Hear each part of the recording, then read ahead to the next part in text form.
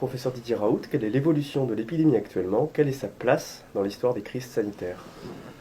Alors, l'évolution de l'épidémie, comme vous la verrez, pour nous, l'épidémie est en train de disparaître progressivement. Donc, on avait au maximum, au pic, on a eu jusqu'à 368 cas nouveaux par jour. Et là, actuellement, on est plutôt dans la zone de 60-80 par jour.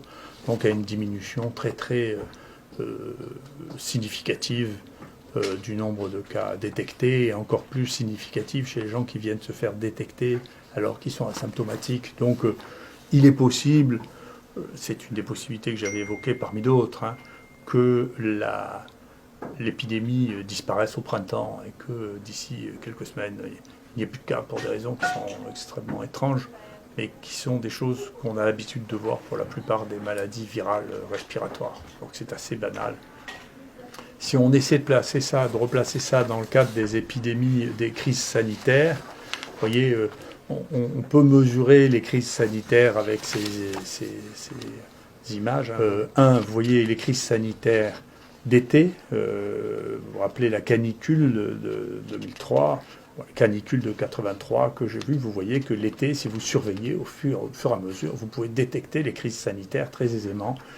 C'est une des propositions que j'avais fait quand j'avais fait un rapport au ministère de la Santé. Son cabinet, la DGS ne voulait pas en tenir compte et malheureusement c'est ce qu'il faut faire parce que ça permet de détecter les vraies crises sanitaires.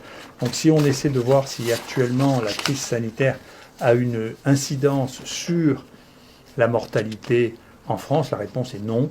Les crises sanitaires qui ont, pendant l'hiver, joué une différence significative sont en 97, 2000, 2009 et 2017, mais on est très loin actuellement, si on cumule, vous voyez, les mois de décembre à mars, de la crise sanitaire de 2017, où il y avait eu énormément de grippe H3N2.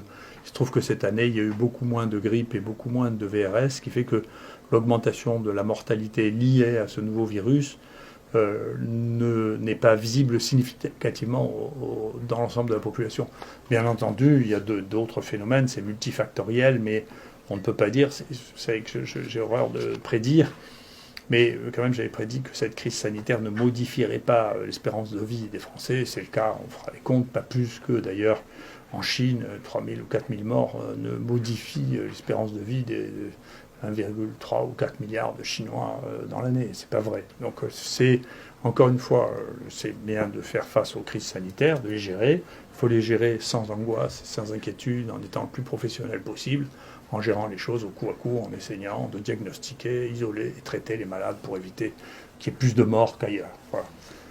Et donc ça, c'est un point qui me paraît très important. Sur le plan du traitement, où en êtes-vous?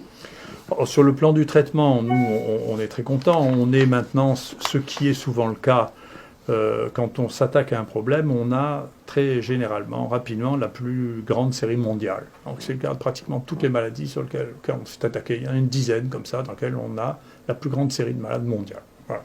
Et donc je pense que sur le Covid, on arrive maintenant probablement à avoir la plus grande série mondiale dans un seul centre, avec...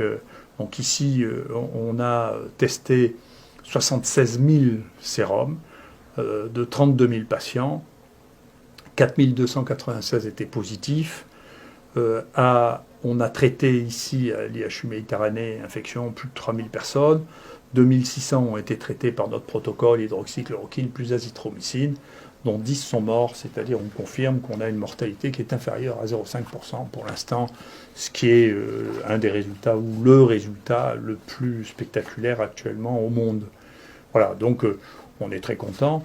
Les thérapeutiques, d'ailleurs cette thérapeutique, qu'elle soit ou qu'elle soit pas, elle est tellement spectaculaire, en réalité, les gens ont tellement de facilité à voir que ça fonctionne, qu'elle se répand, et il y a des analyses qui sont faites en particulier par un institut de sondage des médecins qui s'appelle CERMO, qui montre que dans le monde entier, chez les médecins qui ont en charge ça, le premier traitement de tous actuellement, c'est l'azithromycine dans 50% des cas, et l'hydroxychloroquine ou la chloroquine dans 44% des cas.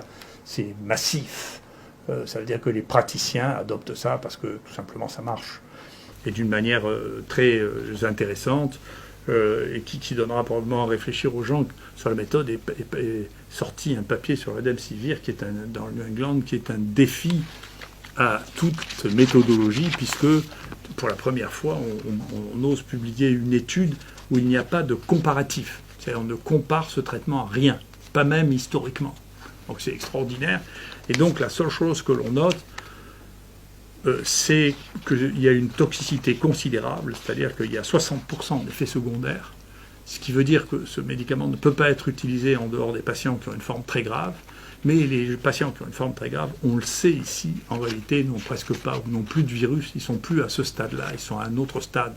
Ce qui veut dire que si ce médicament ne peut pas être donné à d'autres patients que les patients qui ont une forme très grave, et que dans les formes très graves, il ne sert à rien, le débat va petit à petit se réduire, puisque l'autre médicament qui était proposé aussi dans le bras Discovery, Sevidovir, a montré qu'il était totalement inefficace dans la même indication, ce qui veut dire quand même le paysage va s'éclairer sur les molécules qu'on peut vraiment utiliser et quand est-ce qu'on peut les utiliser. Donc quand les formes sont à ce stade de réanimation, en réalité, les antiviraux auront une activité relativement modeste parce qu'il y a très peu de virus. C'est notre expérience. On a même eu des patients qui étaient morts et qui n'avaient plus aucun virus.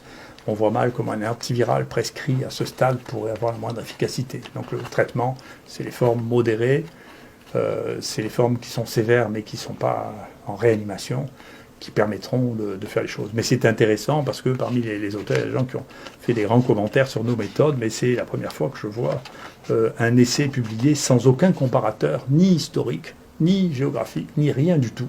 C'est juste dans je ne sais combien de villes dans le monde, on a donné un peu de Remdesivir à des gens qui étaient malades, et avec tout ça, peut-être avec un ghostwriter, c'est-à-dire un auteur ad hoc, a réuni toutes ces données avec très peu de données biologiques pour dire, écoutez, voilà, on a donné du Remdesivir.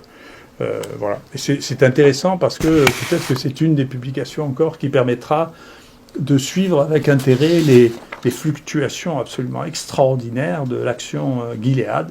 Et donc je sais qu'il y a un journal qui m'accuse d'avoir des conflits d'intérêts avec Sanofi, parce que j'ai discuté avec Sanofi au moment de la création des IHU, c'est ce qu'on nous demandait, il fallait qu'il y ait au moins 1, 2 ou 3 industriels qui soient associés pour pouvoir faire du développement en France de la recherche transnationale. Moi j'ai discuté avec Sanofi pour faire ce que je fais maintenant, mais sans Sanofi, c'est-à-dire du repositionnement de molécules qui existent déjà. Puis les discussions ont capoté, donc on n'a pas travaillé avec Sanofi. Mais vous voyez, vous regarderez ce truc, si moi je suis le conseiller de Sanofi, je suis un extrêmement mauvais conseiller parce que Sanofi n'arrête pas de perdre de l'argent, alors que les conseillers de Gilead sont des bons conseillers pour Gilead, parce que Gilead a gagné énormément d'argent depuis le début du Covid, bien que le cours de l'action soit modulé par le fait que l'on communique sur le fait qu'il y ait des traitements alternatifs pour la chloroquine, ou que l'OMS décide que le Remdesivir est le grand traitement, on voit l'action monter. Et puis tout ça, ce sont des choses qui sont intéressantes, et c'est sûrement un des paramètres, je ne sais pas l'interpréter plus que ça, mais il s'agit de sommes absolument colossales. Hein. On est en train de parler de la capitalisation de Gilead, c'est quelque chose de tout à fait énorme. Hein. Donc c'est intéressant de voir, vous voyez, les fluctuations de ce cours en fonction des annonces dans la presse de l'efficacité ou de traitements substitutifs. Et donc, vous voyez que si j'étais encore un conseiller caché de Sanofi, je leur conseille de me foutre dehors parce que, franchement, ils perdent d'argent, ils ont perdu 20% de la valeur de leur action depuis le début de cette action. Donc, ce que je savais, je ne suis pas un très bon conseiller financier. Je pense que les conseillers financiers, en dépit de l'absence totale d'évidence d'efficacité de Remdesivir, sont bien meilleurs que les miens, puisque ça a pris une proportion tout à fait considérable de financement. Voilà. Avez-vous de nouvelles données concernant la toxicité de traitements à base d'hydroxychloroquine et d'azithromycine ?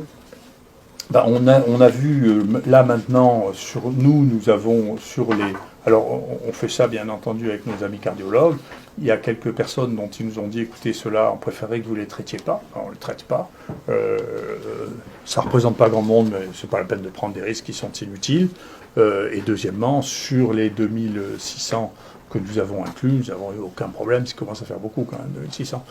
Donc je pense que, vous savez, tous ces débats au début, quand on commence, moi je continue à penser que le premier travail qu'on faisait méthodologiquement, rien à voir avec celui de New England, hein. Il y avait un groupe extérieur géographique qui était Nice, il y avait la comparaison, il y avait un point de comparaison qui était le portage viral, alors que dans le papier de New England, il n'y a aucun point de comparaison. Bon, on ne regarde pas la guérison, on ne regarde pas ni clinique ni viral.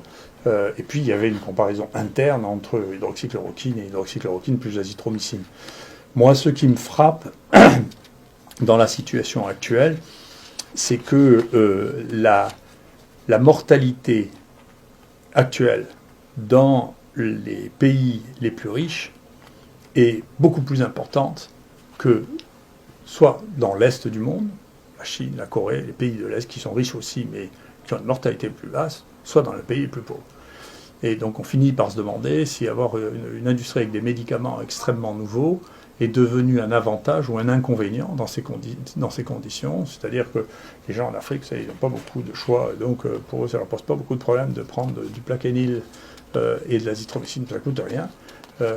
Tandis qu'en France, il y a une lutte extrêmement brutale contre l'utilisation de médicaments simples et non coûteux, dont je ne sais pas si cela a des conséquences sur la mortalité en France, mais c'est une bonne question. Et en tout cas, quand on voit la différence de mortalité à Marseille comparée à des autres sites en France avec une population et un état de l'épidémie comparable, on peut franchement se poser la question de savoir si c'est mieux de prendre des vieux médicaments qui marchent ou des nouveaux médicaments dont on n'est pas sûr qu'ils marchent et dont on sait qu'ils ont des complications et des effets secondaires très importants. Merci.